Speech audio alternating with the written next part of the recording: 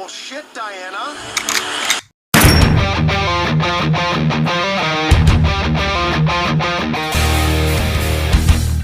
Hello, my Trigger happy friends. My name is Stevie Cade, and welcome to Film Trigger. But Stevie, you've been gone for like 3 months. I thought you were done with YouTube. No. How about you just mind your business? How about that? 2020 has been a fucked up year for everyone. My whole life is turned upside down face. But here I am, 2021, and my first review is going to be Wonder Woman 1984. But before I dive into this review, if you could, hit that subscribe button and the little bell ding thing so you get notified every time I do upload a video. Every 3 months or so, apparently. Wonder Woman 1984 is a very unique moment in cinematic history because it was released on streaming and in theaters at the same time. Which is a risky move, but to be honest with you, we need to do something because theaters are just not opening up yet. So I bit the bullet, got HBO Max, and I've watched Wonder Woman 1984 a couple of times now, and, well, here are my thoughts. Let's dive into what I do like about this movie. Character development. This film did a good job hashing out its main characters, from beginning to end. Well, they got a little wonky on the end, but we'll talk about that a little bit later. But for example, Gal Gadot as Diana Prince, or Wonder Woman, or whatever you want to call her in this film. We get to watch her journey from a heartbroken woman who's pretty much become callous to the life around her. And what I mean by callous, like, she doesn't seem bitter or anything like that. She's just kind of going through the motions of things. She's hurt. She misses Steve Trevor. She feels like a piece of her is just not there. And then when Steve Trevor returns, which is something else we'll talk about later, she becomes more vibrant and giddy and more playful. Looked like you saw a ghost. Diana, lucky you. And as the movie progresses, she comes to the realization that this is too good to be true. And because of her story arc in this movie, I actually feel like I'm going to understand her character more next time I watch Batman v Superman or when Zack Snyder's Justice League comes out. Like, I've seen the first Wonder Woman, not a huge fan. I've watched it 3 times, and I really can't tell you how it ends because I fall asleep almost every time, and I don't really fall asleep during movies, but I do during that one. So I feel like this movie did a great job keeping my attention and explaining her story arc. And not just her story arc, but other characters' story arc, like Kristen Wiig as Barbara Minerva. Minerva? Am I saying that right? Minerva? I don't know. Whatever. Even though the character itself is an overused copy and paste from an introverted workaholic to an overpowered, overconfident version of herself, I do feel that the character of Barbara Minerva is hashed out pretty well. I fully understand exactly why she ended up the way she did by the end of the movie. There's no big gaps or suspension of disbelief that I have to use to believe she got where she got. Same with Pedro Pascal as Maxwell Lord. His arc is consistent and believable. You feel for him, even though he's the bad guy, which is what makes a good bad guy, when you can kind of see their side of things, or maybe if you don't see their side of things, you feel for them and hope they're not too far gone and can come back. Which this movie does a good job putting you in that position. You want him to be a better version of himself. So when it comes to that trifecta of the main characters, I was pretty satisfied with their story arc, with their development, and how they started and ended in this movie. Again, the ending is kind of wonky, but we'll get to that in a little bit. The story being told here is a pretty good one, I think. It didn't take long to let us know what was happening, who it was going to happen to, and why it was happening. Some movies just kind of drag that on, but what most people would perceive as the slower parts of the film are not really story-driven as much as character development-driven. The story itself, I believe, flowed very well.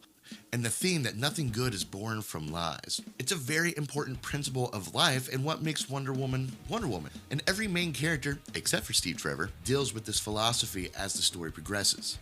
Everything that happens and everyone that it happens to is on the same page with this philosophy. They all share this unity of nothing great is born from lies. And it makes for an easy to follow, smooth storytelling. I did mention the pacing a little bit earlier and how some people think the pacing is a bit slow in most of the movie. I disagree with that. I actually like the pacing of this film. As I said before, it didn't slow down the story, and I thought it was important for character development, especially with Wonder Woman, because there was a void there, at least for me, that Wonder Woman, I didn't know how she got to where she got in BVS. You know, they tried to come out with Wonder Woman 1, they explained it, but she still had like, fucking 80 years before BVS. You know, like what happened to her to make her who she was in Batman v Superman? And this movie kind of fills that gap a little bit. I have a much better understanding of Diana's backstory, and that's because they did take the time to let me know. They took the time to share those moments with Steve and Diana. I think that's very important to this film. I think that's very important for the character. And personally, I enjoyed that. I was entertained. It was an easy watch for me. But I hear your cries. I hear people say, oh, this movie was terrible, or this movie was okay, or this movie was great, which is good. I'm glad to see people saying a movie is okay. It doesn't have to be one extreme or the other. But I feel like I may have identified what didn't translate very well with people in this movie.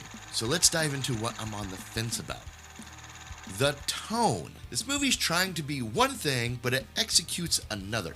And what I mean by that is the 80s theme is very present with its aesthetics and throwbacks. But to me, it doesn't translate as a movie held in the 80s like it's supposed to. I see the 80s, I hear the 80s, but I feel like I'm watching a movie filmed in 2020. So I think that this miss of the mark might be what is dividing audiences when it comes to this film, especially when it comes down to the over-the-top cheesy acting. I see what they're going for, this 80s styles of filmmaking and writing, but it doesn't work in this movie.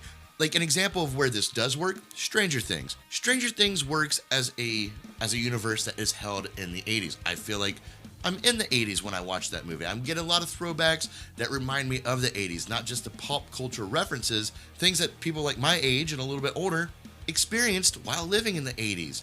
I can see what Patty Jenkins was going for, but I don't feel that she executed it well. And this goes right into the characters. Now, as I said, I like their development, but some of the characters themselves, not so much. Barbara is this classic ugly duckling turned into beautiful swan scenario, which is an element of classic 80s movies. Specifically, the ugly duckling being not too ugly. She's just, just odd and has a nerdy personality, and that translates as ugly duckling, apparently. Guys, she's got glasses and a ponytail. Oh, look at that. She's got paint on her overalls. What is that? This basic 80s movie formula and applied modern filmmaking to it, and it just didn't work for me. That's why I'm on the fence about it. I could see what she was going for, didn't execute very well. Moving right along with what I don't like about this film, and I'm going to start off by saying the goddamn invisible jet. What a weak way to get that in this movie. It was very just put in there. Like, hey, you want the invisible jet? Well, here it is by some hand magic. My father hid the mascara from the world, and I've been trying to learn how we did it. Did what? Made something invisible. What is this? What is she doing? What is she doing here? Like, it's just such a convenient plot point just to get us into this invisible jet that is only for one scene. It's only for a spectacle. She compromised good storytelling just to get something that we recognize into this film. And then there's Steve Trevor. I like Steve. I think his character is very important. He's a good balance to Diana Prince, and he brings grounded fundamentals that, well, this movie needs. But much like the Invisible Jet, his character is forced into this movie. I feel like they wrote this movie just to find some sort of suspension of disbelief, plausible reason that Steve could come back. Again, low-hanging fruit just to get the movie going. Okay, Steve's back, and here's this bullshit reason why. I feel like there could have been a smarter way to bring him back, especially in a world where anything's possible. And I guess the wishes is what they thought was a good way to go about it, but again, it just seems very forced and not natural. And Diana's reaction to him coming back was weak. Like, she's so happy that he's back, and she just accepts the fact that this strange man is him. To me, it's not believable that she just would assume that, oh, okay, this must be from that wish that I made quietly to myself. Again, plot device, make it convenient, get the story moving. Which brings me to the whole wish-making thing. Like, they set the rules out of what this wish stone can do and how it works. You make a wish and it takes away your greatest asset or quality or what have you. But once Maxwell Lord becomes the stone, all that shit just kind of goes away and he can do whatever he wants. Which is okay if they illustrated that or explained that, but they did not. He just makes wishes now. You don't only get one wish. If he feels generous, he can make more wishes for you. And I guess he doesn't necessarily have to take something from you, which is something that he chooses as opposed to your greatest asset. Like, for example, like when Barbara made her second wish, I don't think he took anything from her. Or when his son made a wish, did he take anything from him? Some could probably argue that, well, his whole son's world was collapsing around him after that wish, but that was actually happening before he even made a wish. His father was his father, and that was destined to happen one way or another. So the rules on the wish making are a little wishy-washy. That wasn't a pun. I just said that. And then there's the final boss battle, which I found to be a little underwhelming and quick. I mean, Cheetah was okay, but it falls into this classic tale that Hollywood has of too little too late. Cheetah was just suddenly there and then suddenly not because, electricity or whatever. That was not a very climactic boss battle. They even got Wonder Woman in the golden suit for a reason that I don't fully understand. I mean, they proposed that this entire suit was made for this one warrior to take on a whole army of dudes, and she essentially sacrificed herself fighting off an entire army. Okay, so you feel it necessary to use this suit of armor to fight Cheetah, who you don't really know exists at this moment? Okay, another plot device. Get a cool shot with Wonder Woman in the gold suit.